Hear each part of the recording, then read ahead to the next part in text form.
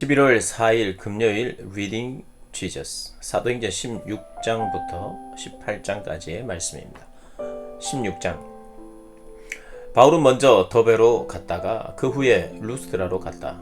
거기서 그는 경건한 유대인 어머니와 그리스 사람인 아버지 사이에서 태어난 디모데라는 제자를 만났다. 루스드라와 이고니온에 있는 형제들은 디모데가 아주 훌륭한 청년이라고 다들 입을 모아 말했다. 바울은 그를 선교 사역에 영입하고 싶었다. 그는 그 지역에 사는 유대인들에게 걸림이 되지 않도록 디모데를 따로 데려다가 먼저 할례를 주었다. 그의 아버지가 그리스 사람이라는 것을 모두가 알고 있었기 때문이다. 바울 일행은 각 도시를 다니면서 예루살렘의 사도와 지도자들이 작성한 간단한 지침을 제시해 주었다. 그 지침은 더없이 큰 도움이 되었다. 날마다 회중의 믿음이 더욱 굳건해지고 그 수가 더 많아졌다. 그들은 부르기아로 갔다가 갈라디아를 지나갔다.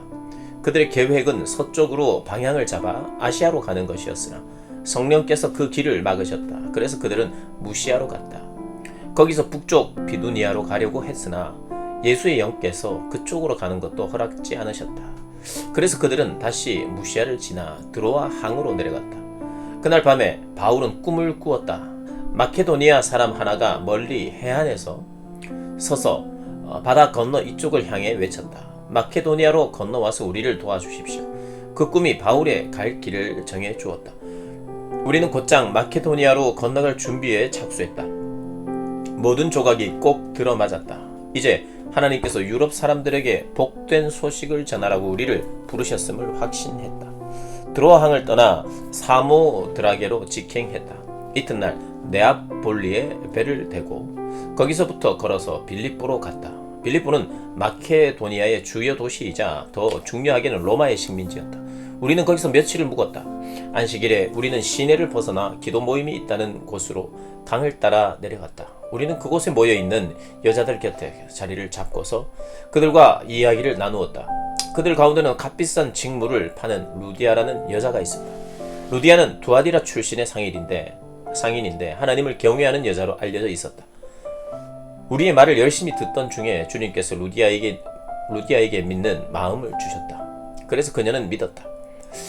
루디아는 자기 집에 있는 모든 사람과 함께 세례를 받은 뒤에 우리를 대접하고 싶은 마음에 이렇게 말했다.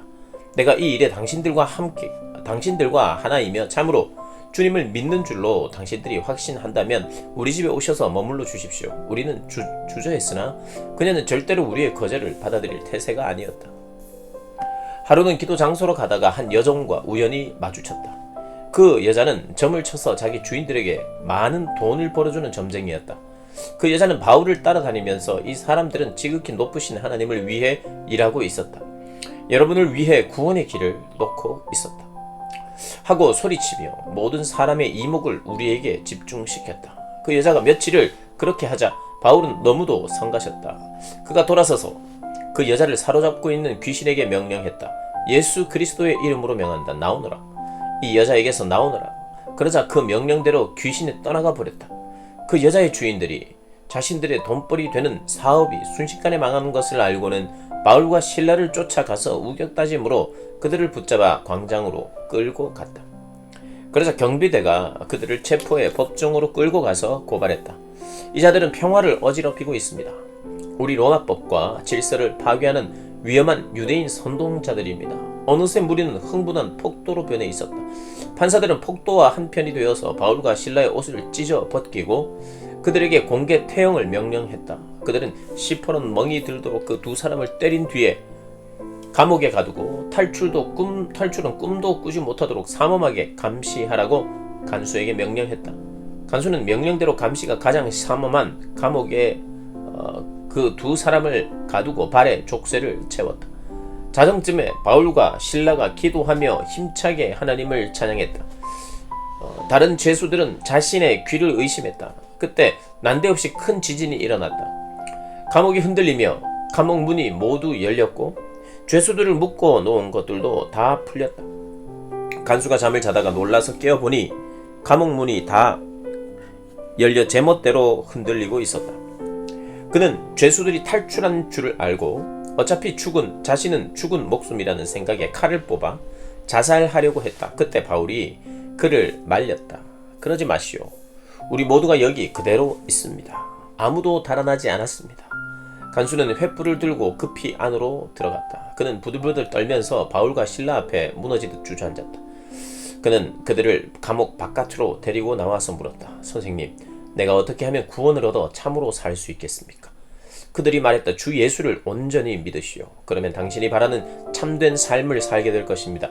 당신 집안의 사람들도 모두 마찬가지입니다. 그들은 주님에 대한 이야기를 자세히 설명해 주었다. 그 이야기를 할 때 그의 가족도 모두 함께 있었다. 그날 모두가 꼬박 밤을 새웠다. 간수는 그들이 편히 쉴 수 있도록 했고 상처를 싸매 주었다. 그러고 나서 그와 가족 모두가 세례를 받았다. 아침까지 기다릴 수 없었던 것이다. 축가의 뜻으로 그는 자기 집에서 음식을 대접했다. 잊지 못할 밤이었다. 그와 온 가족이 하나님을 믿었다. 집안 모든 사람이 기뻐하며 잔치를 벌였다. 동이 트자 법정 판사들이 관리들을 보내어 지시했다. 그 사람들을 풀어주어라. 간수가 바울에게 그 말을 전했다. 판사들한테서 지시가 왔는데 선생님들은 이제 자유의 몸이 되었습니다. 축하합니다. 평안히 가십시오. 그러나 바울은 꿈쩍하지 않았다. 그가 관리들에게 말했다. 저들은 로마 시민 신분이 확실한 우리를 공개적으로 때리고 감옥에 가두었습니다. 그런데 이제 와서 아무도 모르게 우리를 내보내겠다는 말입니까? 그렇게는 못하겠습니다. 여기서 우리를 내보내려면 저들이 직접 와서 환한 대낮에 우리를 데리고 나가야 할 것입니다. 관리들이 이 말을 보고하자 판사들이 당황했다. 그들은 바울과 실라가 로마 시민인 줄은 전혀 몰랐다. 그들은 급히 와서 사과했다. 그리고 그 두 사람을 감옥에서부터 직접 호송해 나가면서 그들에게 그 도시를 떠나달라고 간청했다. 감옥에서 나온 바울과 실라는 곧장 루디아의 집으로 가서 동료들을 다시 만났다. 믿음 안에서 그들을 격려하고 길을 떠났다. 17장. 그들은 남쪽 길을 택해 암비볼리와 아볼로니아를 지나 데살로니가로 갔다. 그곳에는 유대인 공동체가 있었다. 바울은 평소 하던 대로 그 시내의 회당으로 가서 3번의 안식일 동안 성경을 가지고 말씀을 전했다. 그는 그들이 평생 읽어온 성경 본문의 뜻을 풀어주었다. 그들로 하여금 메시아께서 반드시 죽임을 당하고 죽은 자들 가운데서 살아나야 하며 그 밖에 다른 길은 없으며 지금 여러분에게 소개하는 이 예수가 바로 메시아라는 사실을 깨닫도록 해주었다. 그들 가운데 일부가 설득되어 바울과 실라에게 합류했다. 그 중에는 하나님을 경외하는 그리스 사람들이 아주 많았고 귀족층 여자들도 여럿 있었다. 그러나 강경파 유대인들은 그들의 개종에 격분했다. 시기심으로 휩싸인 그들은 거리에 사나운 불량배들을 끌어모아 시내의 공포 분위기를 조성하며 바울과 실라를 추적했다. 그들은 바울과 실라가 야손의 집에 있는 줄 알고 그곳으로 쳐들어갔다. 거기서 두 사람을 찾지 못하자 그들은 야손과 그 친구들을 대신 붙잡아 시 원로들 앞으로 끌고 갔다. 그러고는 미친 듯이 소리쳤다. 이들은 세상을 무너뜨리려는 자들입니다. 이제 우리 문 앞에까지 나타나서 우리가 소중히 여기는 모든 것을 공격하고 있습니다. 예수가 왕이고 황제는 아무것도 아니라고 말하는 이 반역자와 배반자들을 야손이 숨겨주고 있습니다. 시 원로들과 모여든 사람들은 그 말을 듣고 크게 놀랐다. 그들은 고발 내용을 조사하는 한편 야손과 그 친구들에게서 보석금을 두둑이 받고 그들을 풀어주었다. 그날 밤에 형제들이 어둠을 틈타 바울과 실라를 신속히 성읍 밖으로 빼내었다. 그들은 그 둘을 베레아로 보냈고 거기서 두 사람은 다시 유대인 공동체를 만났다. 그곳 사람들은 데살로니가 사람들보다 훨씬 나았다. 그곳의 유대인들은 바울이 전하는 소식을 열정적으로 받아들였고 그가 말하는 말이 성경적 근거가 있는지 알아보려고 날마다 그를 만나 성경을 연구했다. 그들 가운데 많은 이들이 믿는 사람이 되었는데 그 중에는 공동체에서 유력하고 영향력 있는 남녀 그리스 사람들도 많았다. 그러나 바울이 베레아에서 다시 하나님의 말씀을 전하고 있다는 보고가 데살로니가의 강경파 유대인들에게 들어갔다. 그들은 지체하지 않고 대응했다. 거기서도 무리를 모아 소란을 일으킨 것이다. 바울은 형제들의 도움을 받아 그들을 따돌리고서 배를 타고 바다로 나갔다. 실라와 디모데는 뒤에 남았다. 바울의 피신을 도와준 사람들은 아테네까지 그를 데려가서 거기에 그를 두고 떠났다. 떠나는 그들 편에 바울은 되도록 빨리 오라는 전가를 실라와 디모데에게 보냈다. 아테네에 아테네에서 신라와 디모데를 기다리는 기간이 길어질수록 바울은 그곳에 우상이 가득한 것을 보고 분노를 느꼈다. 그 도시는 우상천지였다. 그는 그 문제로 유대인 및 그들과 뜻이 맞는 다른 사람들과 더불어 유대인 회당에서 토론했다. 그리고 날마다 거리에 나가서 만나는 사람 누구하고나 이야기를 나누었다. 그런 대화를 통해 그는 에피쿠로스 학파와 스토아 학파 지식인 몇 사람과도 잘 알게 되었다. 그들 가운데는 이런 어리석은 사람을 봤나 하고 빈정대며 바울의 말을 일축하는 사람들도 있었다. 그러나 바울이 전하는 예수와 부활 이야기에 귀를 기울이며 당신의 이야기는 신에 관한 새로운 관점이요 더 들어봅시다 하고 관심을 보이는 사람들도 있었다. 그 사람들이 함께 모여서 바울에게 아레오바고 법정에서 공개적으로 설명해 줄 것을 요청했다. 그곳은 주변이 한결 조용한 곳이었다. 그들이 말했다. 이 이야기는 우리에게 새로운 것이요. 우리는 이 같은 이야기를 한 번도 들어본 적이 없어. 대체 당신은 어디서 이런 생각을 찾아낸 것이요. 우리가 이해할 수 있도록 설명해 보시오. 아테네 시내는 잡다한 이야기들이 넘쳐나는 곳이었다. 현지인이나 관광객이나 할 것 없이 항상 사람들이 어슬렁거리며 무엇이든 최신 뉴스를 기다리는 곳이었다.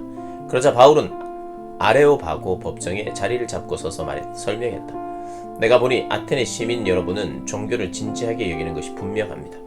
나는 며칠 전 이곳에 도착했는데 오가면서 발견한 그 모든 신당들에 놀랐습니다. 아무도 알지 못하는 신에게라고 새겨진 신당도 있더군요. 내가 여기 온 것은 아무도 알지 못했던 그 신을 여러분에게 소개하며 여러분이 대상을 분명히 알고 예배할 수 있도록 하려는 것입니다. 세상과 그 안에 있는 모든 것을 만드신 하나님, 하늘과 땅의 주님께서는 여러분이 제작한 신당에 사시지 않습니다. 또한 자신을 건사하지 못해 옆에서 시중 들어줄 누군가가 필요하신 것도 아닙니다. 그분이 피조물을 만드셨지 피조물이 그분을 만든 것이 아닙니다. 그분은 무에서 출발해 온 인류를 지으셨고 이 땅을 살만한 좋은 곳으로 만들어 주셨습니다. 넉넉한 시간과 살만한 공간도 주셨습니다. 이는 우리가 어둠 속에서 더듬기만 하는 것이 아니라 실제로 그분을 만날 수 있도록 우리가 여러분을 찾을 수 있도록 하시려는 것입니다. 그분은 우리와 숨바꼭질 하시지 않습니다. 그분은 멀리 계시지 않습니다.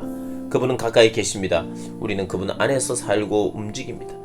그분을 벗어날 수 없습니다. 여러분의 시인들 가운데 누군가가 우리는 하나님께 지음받은 존재라고 잘 말했습니다. 과연 우리가 하나님께 지음받은 존재라면 우리가 석공을 고용해서 돌을 깎아 우리를 위한 신을 만들겠다는 것은 얼마나 얼토당토하는 생각입니까? 여러분이 아직 잘 모를 때에는 하나님께서 그냥 지나치셨습니다. 그러나 이제는 그러한 때가 지났습니다. 알지 못하던 그 신이 여러분에게 알려졌고 이제 그분은 여러분에게 근본적인 삶의 변화를 요구하십니다. 그분은 온 인류를 심판하시고 모든 것을 바르게 할 날을 정하셨습니다. 이미 심판자를 지명하시고 그분을 죽은 자들 가운데서 살리셔서 모든 사람 앞에 확증하셨습니다.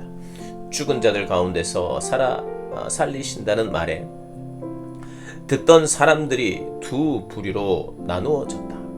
바울을 비웃고 조롱하며 떠나간 사람들이 있는가 하면 다시 들어봅시다. 우리는 더 듣고 싶소 하고 말하는 사람들도 있었다. 그러나 그들은 그것으로 끝났고 바울도 떠났다. 그날은 그것으로 끝났고 바울도 떠났다. 그날 그 자리에서 확신이 생겨 바울을 떠나지 않은 사람들도 있었다. 그 가운데는 아레오바고 법정의 판사인 디오누시오와 다말이라는 여자도 있었다. 18장. 아테네 사역이 끝나고 바울은 고린도로 갔다. 거기서 그는 본도 태생 유대인 아굴라와 그 아내 브리스겔라를 만났다. 그들은 클라우디아 황제가 유대인들에게 내린 대대적인 로마 추방령 때문에 이탈리아로부터 막 도착해 있었다. 바울은 그들이 집에 묵으면서 그들과 천막 만드는 일을 함께 했다. 그는 안식일마다 회당에 가서 유대인과 그리스 사람 모두에게 예수에 대한 확신을 심어주려고 최선을 다했다.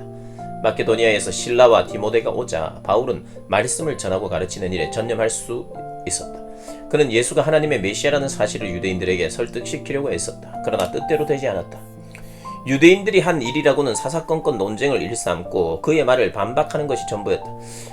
몹시 화가 난 바울은 결국 그들에게 크게 실망해서 소용없는 일로 여기고 손을 뗐다. 그가 말했다. 그렇다면 여러분 마음대로 하십시오. 여러분이 뿌린 씨앗은 여러분이 거두게 될 것입니다. 이제부터 나는 다른 민족들을 위해 내 시간을 쓰겠습니다. 바울은 그곳을 떠나 유대인의 회당 바로 옆에 사는 디도 유수도의 집으로 갔다. 그는 하나님을 경외하는 사람이었다. 유대인들을 향한 바울의 수고가 전혀 헛되지는 않았다. 회당장 그리스도가 주님을 믿은 것이다. 그와 함께 그의 온 가족도 믿었다. 바울의 말을 듣는 중에 아주 많은 고린도 사람들이 믿고 세례를 받았다. 어느 날 밤 주님께서 바울의 꿈에 나타나 말씀하셨다. 계속 밀고 나가거라. 누구에게든지 겁을 먹거나 침묵해서는 안 된다. 무슨 일이 있어도 내가 너와 함께하니 아무도 너를 해칠 수 없다. 이 도시에 내 편에 서 있는 사람이 얼마나 많은지 너는 모른다. 그 한마디 말로 바울은 끝까지 견딜 수 있었다. 그는 그곳에서 1년 반을 더 머물면서 고린도 사람들에게 하나님의 말씀을 신실하게 가르쳤다. 그러나 갈리오가 아가야 총독으로 있을 때 유대인들이 바울에 반대하는 운동을 벌여 그를 법정으로 끌고 가 고발했다. 이 자는 율법에 어긋나는 예배 행위를 하라고 사람들을 현혹하고 있었다. 바울이 막 자신을 변호하려고 하는데 갈리오가 끼어들어 유대인들에게 말했다. 이것이 범죄 행위와 관련된 문제라면 내가 기꺼이 여러분의 말을 듣겠소. 그러나 내게는 이것이 유대인들이 종교를 두고 벌이는 끝없는 말 다툼처럼 들리오. 여러분이 직접 해결하시오. 말도 안 되는 이런 문제로 신경 쓰고 싶지 않소. 그러고 나서 갈리오는 그들을 법정에서 내보냈다. 그러자 거리에 모여있던 무리가 신임 회당장 소스데네에게 달려들어 법정에서도 다 볼 수 있도록 그를 마구 때렸다. 그러나 갈리오는 손가락 하나 까딱하지 않았다. 조금도 개의치 않았던 것이다. 바울은 고린도에 조금 더 머물렀다. 그러나 곧 동료들을 떠나야 할 때가 되었다. 그는 작별 인사를 하고 배에 올라 시리아로 행했다. 브리스길라와 아굴라가 그와 함께했다. 항구 도시 갱그리아에서 바울은 배에 오르기 전에 자신이 서원한 대로 머리를 깎았다. 일행이 에베소에 도착했다. 브리스길라와 아굴라는 배에서 내려 거기에 머물렀다. 바울도 배에서 잠시 내려 회당에 가서 유대인들에게 말씀을 전했다. 그들은 그가 더 오래 머물기를 원했으나 그는 그럴 수 없었다. 작별 인사를 한 뒤에 그는 하나님의 뜻이면 다시 돌아오겠습니다 하고 약속했다. 바울은 에베소를 떠나 가이사랴로 향했다. 그곳에 있는 그리스도인 모임에서 인사를 나눈 뒤에 안디옥까지 가서 여정을 마쳤다. 안디옥의 그리스도인들과 오랜 시간을 함께 보내고 나서 바울은 다시 갈라디아와 부르기아로 떠났다. 그는 전에 자신이 왔던 길을 되돌아가면서 각 성을 차례로 다니며 제자들에게 새로운 마음을 심어주었다. 아볼로라는 사람이 에베소에 왔다. 그는 이집트 알렉산드리아 태생의 유대인이었는데 유창한 말로 성경 말씀을 힘있게 전하는 탁월한 웅변가였다. 그는 주님의 도를 잘 교육받았고 열정으로 불타오르는 사람이었다. 그가 예수에 대해 가르치는 내용은 아주 정확했으나 그 가르침은 요한의 세례까지밖에 이르지 못했다. 아볼로가 회당에서 말씀을 힘있게 전하는 것을 들은 브리스길라와 아굴라는 그를 따로 데려다가 그가 알지 못하는 나머지 이야기를 들려주었다. 아볼로가 아가야로 가기로 결정하자 에베소의 동료들이 그를 축복해 주었다. 그리고 그곳의 제자들에게 두 팔 벌려 그를 영접하도록 추천장을 써주었다. 과연 그를 기쁘게 맞아들인 보람이 있었다. 하나님의 크신 자비로 믿는 사람이 된 이들에게 아볼로는 큰 도움이 되었다. 특히 그는 유대인들과의 공개 토론에 능하여 예수가 참으로 하나님의 메시아라는 증거를 성경을 근거로 설득력 있게 제시했다. 아멘.